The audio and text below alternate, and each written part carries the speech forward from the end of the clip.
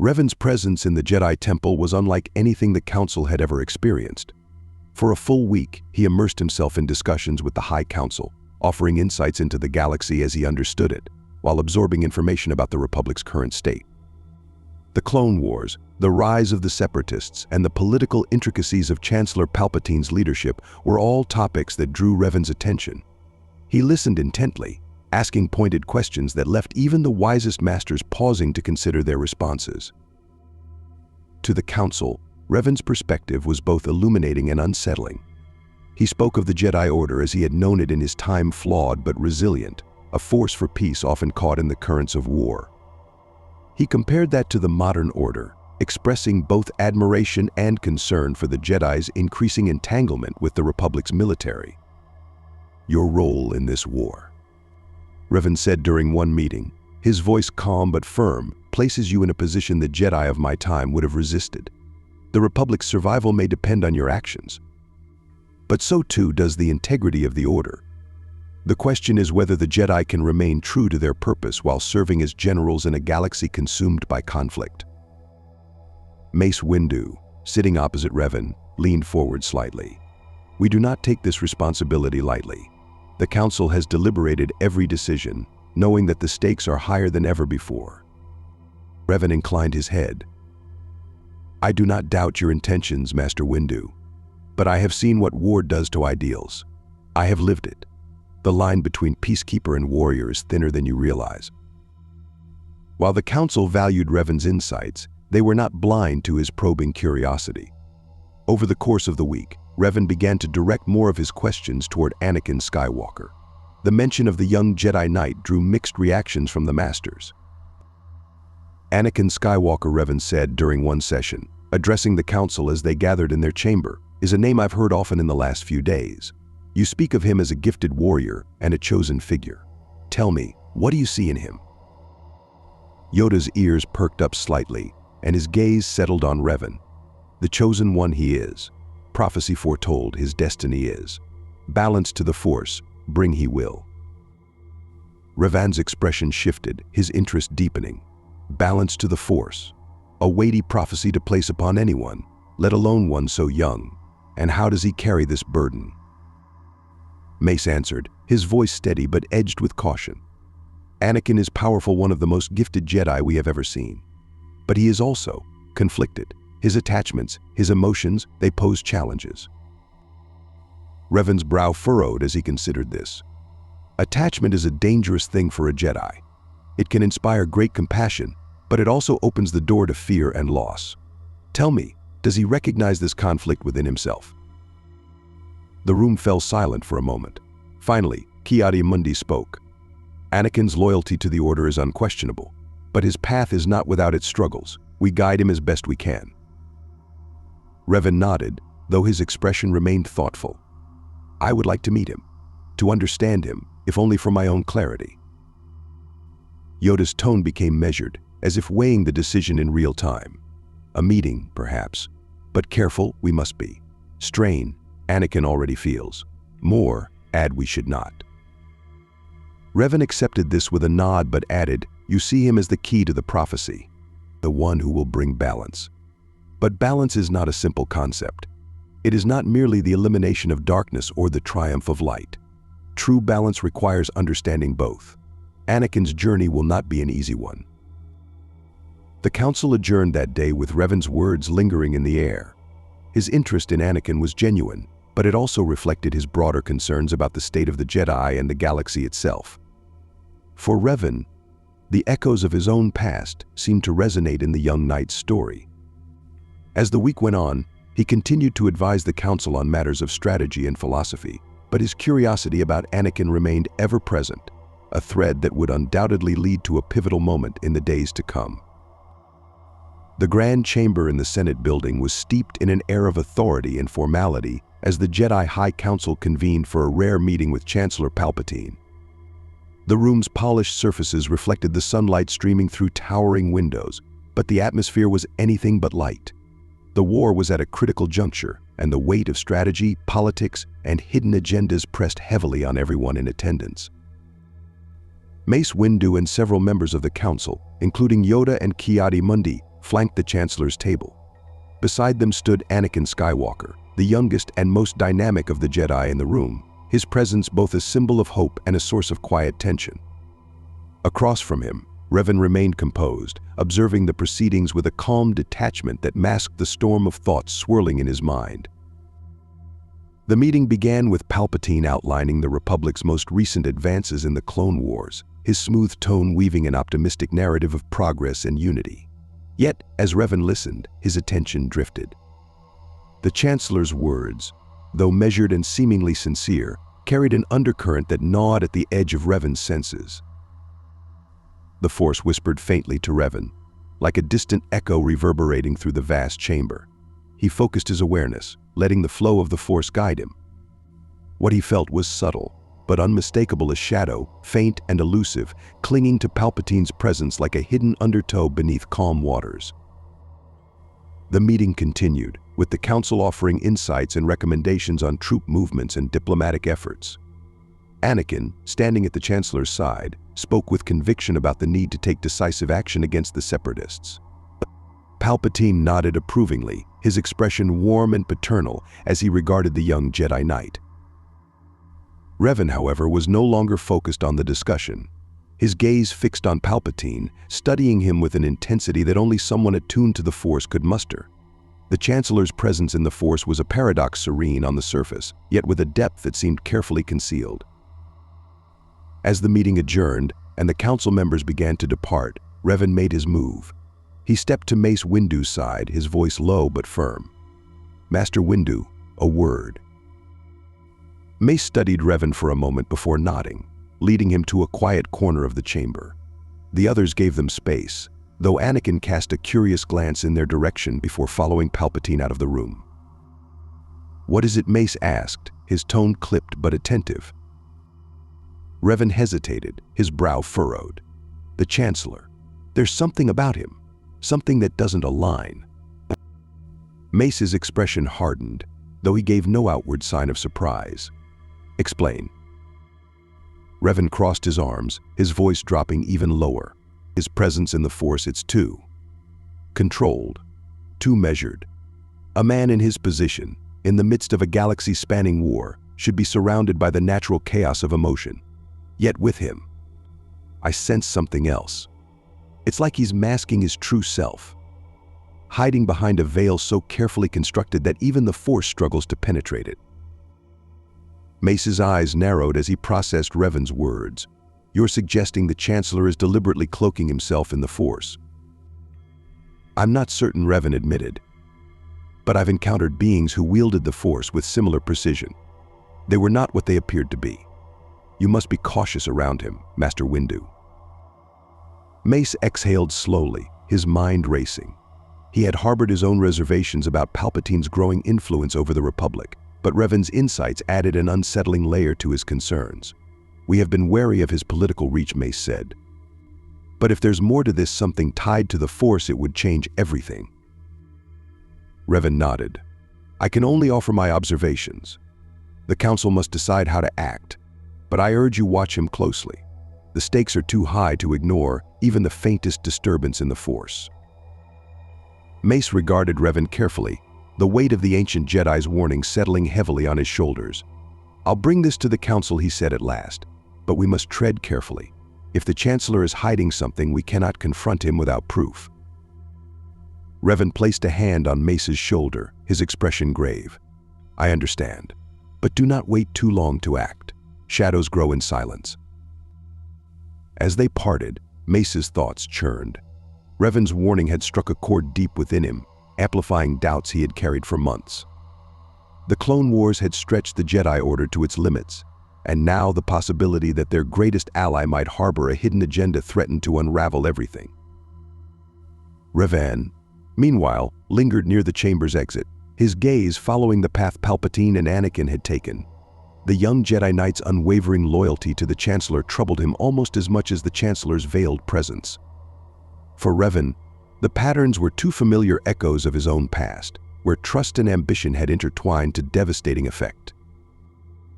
The stage was set, and Revan knew the days ahead would reveal whether the Jedi Order could navigate the treacherous waters that lay before them, or whether the galaxy would once again be consumed by darkness. The next day, the Jedi Temple was alive with the quiet hum of activity. Jedi moved through the halls with purpose, their minds weighed by the ever-escalating demands of the Clone Wars. In the council chamber, Master Yoda sat alone, meditating. The morning light spilled through the windows, casting long shadows across the room. His small form was still, but his presence in the Force was vast, radiating wisdom and serenity.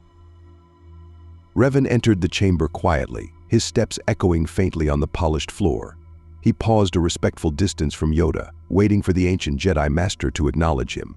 Without opening his eyes, Yoda spoke, his voice calm but tinged with curiosity. "Much on your mind there is, Revan. Disturbance I feel within you." Revan stepped forward, his expression troubled. "Master Yoda, I must speak with you. It concerns the Chancellor." Yoda's eyes opened slowly, his gaze sharp and penetrating as he studied Revan. "Speak you may. Troubling, your thoughts seem." Revan exhaled, choosing his words carefully. "Yesterday, during the meeting with the Council and the Chancellor, I felt something in the Force. Something elusive, carefully hidden. The Chancellor's presence is not what it appears to be." Yoda tilted his head slightly, his ears twitching as he absorbed Revan's words. "Hiding, you believe, the Chancellor is? Purpose, what think you he has?" "I don't know," Revan admitted. "But his presence in the Force is unnaturally veiled. It's as though he is deliberately masking his true nature. This level of control is not something an untrained individual could achieve. If he is Force-sensitive, he's more than just a latent talent he's practiced." Yoda's expression grew somber. He leaned on his jimmer stick, rising slowly from his seat. "Long suspected, some of us have, that the Chancellor's reach too far extends. Political power, great influence he has. But the Force, in this, we have not sensed. That's why I came to you," Revan continued. "This is not the first time I've encountered a presence like his. During the height of my own war against the Sith, there were those who cloaked themselves in similar ways, disguising their intent until the moment of their choosing. I don't know who or what the Chancellor truly is, but I believe he is more dangerous than you realize." Yoda closed his eyes briefly, reaching into the Force for clarity. For a long moment, the chamber was silent, the tension between the two Jedi palpable. When Yoda spoke again, his tone was measured but heavy with consideration. "Difficult this is. Proof we lack. Dangerous to accuse without it. Yet your warning we cannot ignore." Revan nodded. "I understand the need for caution. But if the Chancellor is hiding something, and if that something poses a threat to the Republic or the Jedi, we cannot afford to overlook it. At the very least, you must watch him more closely." Yoda began to pace slowly, his mind clearly working through the implications. "Watch we will, but careful we must be. Too much at stake, there is, to act in haste." Revan's voice softened, though his conviction did not waver. "Master Yoda, I've walked this path before. I've trusted individuals who seemed benevolent, only to discover their true intentions when it was too late. Don't let the Jedi Order fall into the same trap." Yoda stopped and turned to face Revan, his wise eyes meeting the ancient Jedi's gaze. "Grateful for your wisdom we are. Vigilant, the Council will remain. Your insight, valuable it is. Careful, we will be." Though Yoda's response was measured, Revan could sense the weight of his words taking root in the Jedi Master's mind. He bowed slightly, then turned to leave the chamber, his thoughts still clouded by the faint but persistent warning of the Force. As Revan exited the room, Yoda remained in place, leaning on his staff. His gaze drifted toward the window, where the skyline of Coruscant stretched endlessly. The Force swirled around him, carrying whispers of danger and uncertainty. He knew that Revan's warning was not to be dismissed lightly, but how to act on it, if at all, was a question that demanded great care. In the back of his mind, Yoda felt the faint stirrings of a storm on the horizon, one that had been building for a long time. Whether the Jedi were prepared to weather it remained to be seen. Revan stood in the grand halls of the Supreme Chancellor's office, his sharp gaze taking in the opulence of the room. The polished floors, intricate tapestries, and sweeping view of Coruscant's endless cityscape were all meant to inspire awe, but to Revan, they served as a reminder of how power sought to enshrine itself in symbols. Beside him, Master Windu exuded a quiet strength, his stern presence both reassuring and deliberate. The Chancellor's request for a private meeting had raised alarms within the Council, and Mace had insisted on accompanying Revan to ensure the encounter remained within proper boundaries.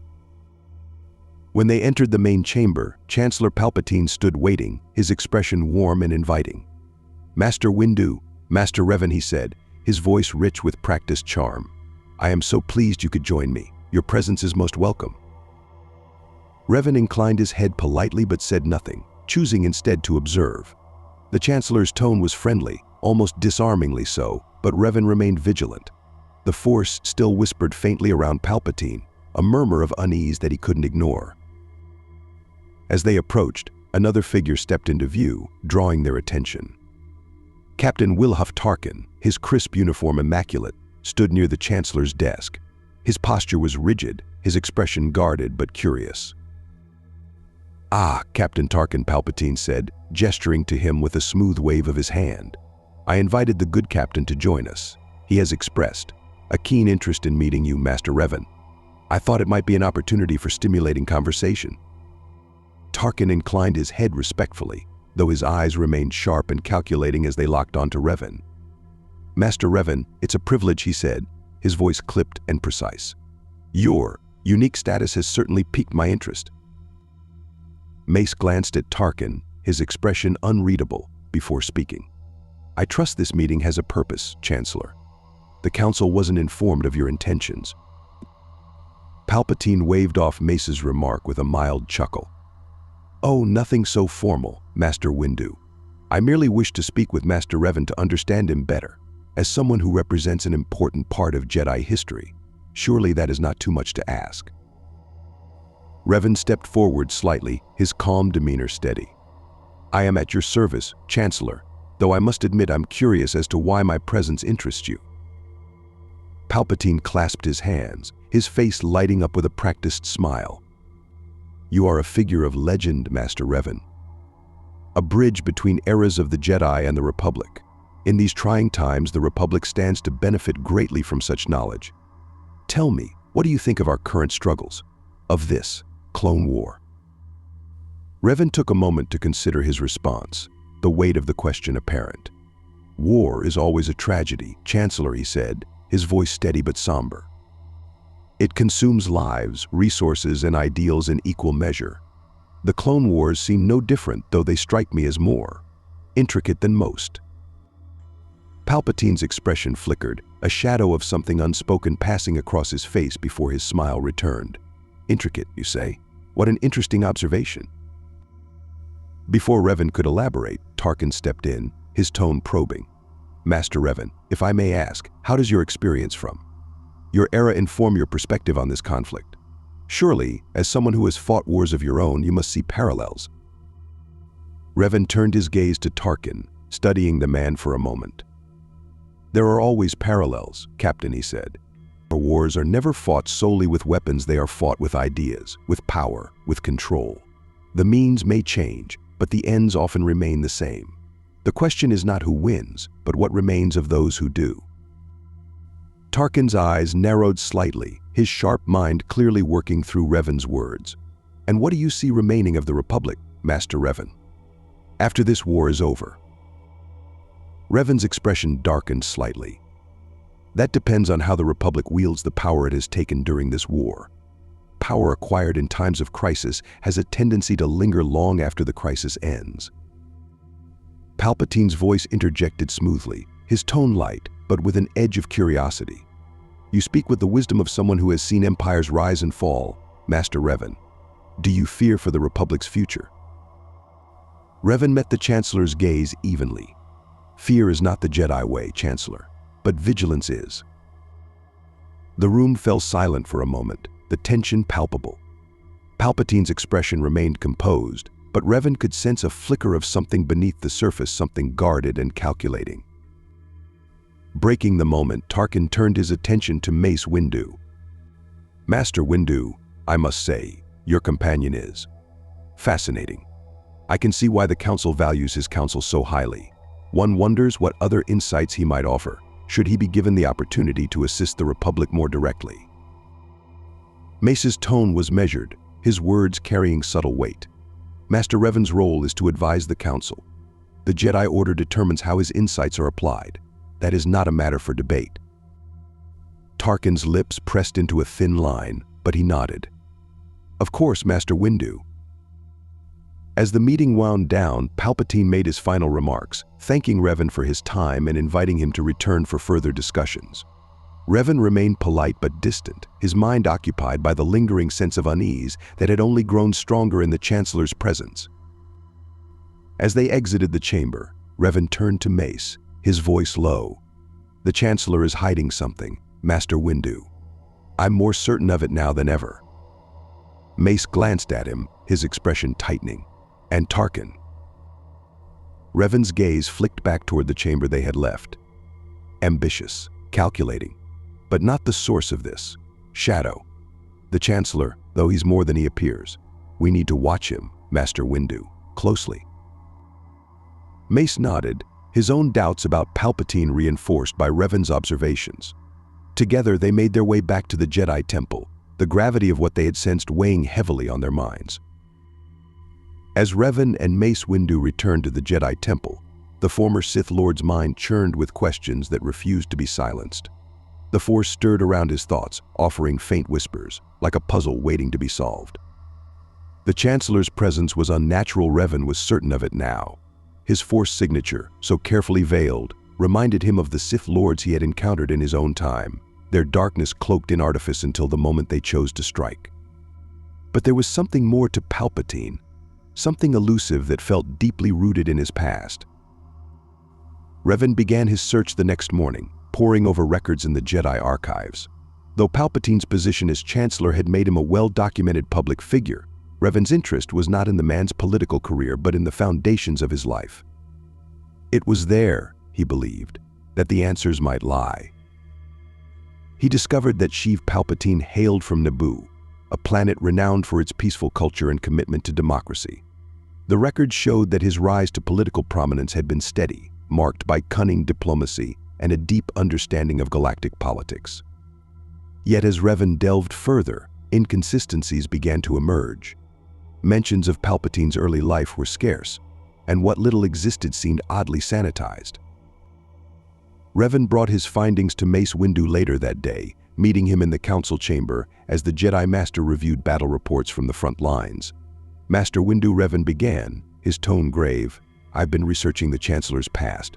There are gaps in his story that don't add up. Mace looked up, his expression sharpening. What gaps? His family, Revan said, placing a data pad on the table. Palpatine's records claim he came from a prominent family on Naboo, but there's almost no information about them after his youth. Officially, they disappeared under unclear circumstances. Mace frowned, leaning forward to examine the data pad. Disappeared?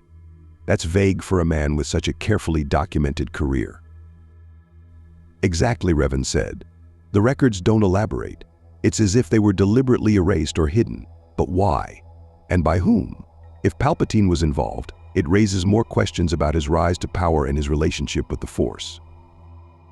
Mace exhaled slowly, setting the data pad aside. You're suggesting his past is tied to the Force in some way. Perhaps even the dark side. Revan nodded, his expression resolute. There's more. During the meeting yesterday, I sensed fractures in his Force presence. His veil is strong, but it's not perfect. The more time I spend around him, the more I can feel what he's trying to hide. It's faint, like a distant echo, but unmistakably there. Mace's brow furrowed, his thoughts turning inward. You think his Force sensitivity is linked to his past on Naboo? I do, Revan said. The disappearance of his family could be a crucial piece of the puzzle. If he's Force sensitive, and I'm certain he is, then whatever happened to them may have been a catalyst for his current path. Mace stood, his robes swaying as he moved toward the chamber's expansive window. The skyline of Coruscant sprawled before him, a reminder of the Republic's grandeur and fragility. The Council has long been wary of Palpatine's influence, but we've never had proof of anything beyond his political ambitions. If you're right, and his connection to the Force is tied to the dark side, we're dealing with a threat far greater than we imagined. Revan joined him at the window, his gaze distant. The veil he's constructed won't last forever. Cracks are forming, and I can see through them more clearly each time we meet. But if we wait for the veil to fall completely, it may be too late. Mace turned to face him, his expression hard but thoughtful. We'll need more than suspicions to act. The Council won't move against the Chancellor without clear evidence, and neither will the Senate. But your insights give us a direction. If there's a way to uncover the truth, we'll find it.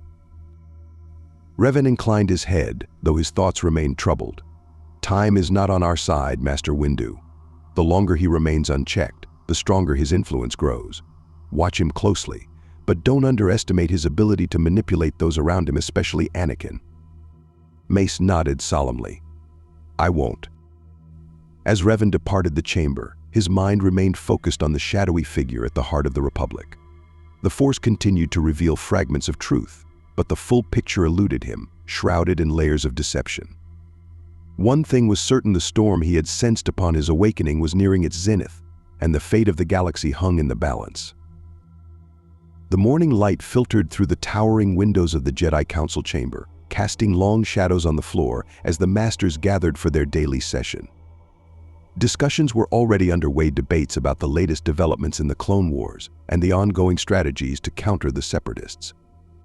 The room, usually a bastion of calm deliberation, was suddenly disrupted as the doors swung open forcefully, and Revan strode in, his expression intense and his presence commanding. The council members turned to face him, surprise etched on their faces. Even Master Yoda's serene gaze sharpened as he regarded the ancient Jedi. Mace Windu stood, his tone firm. Revan, this is a closed session. What is the meaning of this? Revan stopped in the center of the room, his eyes scanning the gathered masters before he spoke, his voice steady but laced with urgency. I've meditated deeply on the Force all night, seeking clarity on the Chancellor and the veil that shrouds him. The Force revealed something I can no longer ignore. The council exchanged uneasy glances, the gravity of Revan's words heavy in the air. Yoda tilted his head, his voice calm but probing. Revealed, what has the Force? Speak, you may. Revan's tone deepened, and his words carried the weight of ancient history. In my time, the Sith assassins of Malachor possessed a rare ability to shroud themselves in the Force. They could mask their presence so completely that even the most attuned Jedi could not sense their darkness until it was too late. This ability, this dark art, was their weapon, one that allowed them to strike from the shadows, hidden even in plain sight. The room fell silent as the Masters absorbed the revelation. Revan's gaze swept across the chamber, his eyes burning with conviction. The Chancellor is using this same ability. He has cloaked his true self in the Force, masking the darkness that lies beneath his facade. I am certain of it now. The cracks in his veil are there, but they're faint. And he's practiced in hiding them. This is no ordinary Force sensitivity. This is the mastery of a Sith Lord. Murmurs broke out among the council, their unease palpable. Plo Koon leaned forward, his deep, filtered voice cutting through the tension. You're saying the Chancellor is a Sith, that he's actively hiding his nature from us? Revan nodded, his expression resolute. Yes, the more I've observed him, the more apparent it becomes. He is no mere politician wielding subtle influence. He is a Sith, operating under a veil so effective that it's deceived even the most skilled Jedi. Before anyone could respond, Obi-Wan Kenobi, seated near Mace Windu, raised his hand, his voice calm but heavy with thought. Revan, what you're saying aligns with something Count Dooku once told me. During our confrontation on Geonosis, he claimed that a Sith Lord named Darth Sidious controls the Senate, orchestrating the war from behind the scenes. At the time, I dismissed it as a ploy to sow doubt. But now... Kenobi trailed off, his words hanging in the air like a specter. Mace Windu, his expression grim, turned to Obi-Wan. You never brought this before the council as a serious matter. Kenobi's tone was measured but firm. I did, Master. We discussed it. But with no evidence to support the claim, and given Dooku's history of deceit, the council chose not to pursue it further. It was deemed a manipulation, nothing more. Revan's voice broke through the rising tension. Manipulation or not, Dooku was a Sith. He would have known Sidious personally. If he claimed Sidious controls the Senate, then we must consider the possibility that the Chancellor is that Sith. Yoda's face was grave, his ears twitching slightly as he rested his hands on his cane. Grave this news is. Confirmed, nothing yet is. But wrong, you may not be. Ki-Adi-Mundi spoke next, his voice tinged with skepticism. If the Chancellor truly is Sidious, why act so subtly? Why orchestrate a war that divides the Republic he supposedly controls? Because war consolidates power, Revan answered immediately. The Republic has handed him unprecedented authority under the guise of necessity. The Jedi, once guardians of peace, are now generals under his command. The entire galaxy is focused on the Separatists, while Sidious operates in the shadows, positioning himself to seize absolute control when the time is right. Mace Windu crossed his arms, his mind racing as he considered the implications. If this is true, we've been playing directly into his hands. The war, the politics, the conflict, it's all been a means to weaken the Republic and strengthen his grip on power. Revan turned to Yoda, his voice quieter but no less intense. Master Yoda, I don't bring this lightly. The Force itself has guided me to this conclusion. If we wait for proof, it may come too late. Sidious is not a foe who will reveal himself until his plans are complete. The council fell into a heavy silence, the weight of Revan's words pressing down on each of them. Yoda finally spoke, his voice low and contemplative. Much to consider we have, but rash we cannot be. Dangerous, direct action without certainty is. Yet vigilance, this demands. Mace Windu nodded. We must begin investigating this discreetly. The Council cannot afford to act openly against the Chancellor without undeniable proof. If we're wrong, it could destroy the Jedi Order standing in the Republic, and if we're right, it could expose Sidious prematurely, forcing his hand in ways we're not prepared for. Revan's jaw tightened, but he bowed slightly in acknowledgement. I understand, Master Windu, but we must act soon. The Chancellor's mask is not perfect, and the more cracks I see, the closer he is to revealing his true power. The Jedi must be ready. Yoda nodded solemnly. Ready, we must be. Carefully, we will proceed. As Revan left the chamber, his thoughts were a whirlwind of urgency and unease. The pieces were falling into place, but the challenge was greater than anything he had faced before. This was no mere war, it was a battle for the very soul of the galaxy, and the shadow of Sidious loomed darker with each passing moment.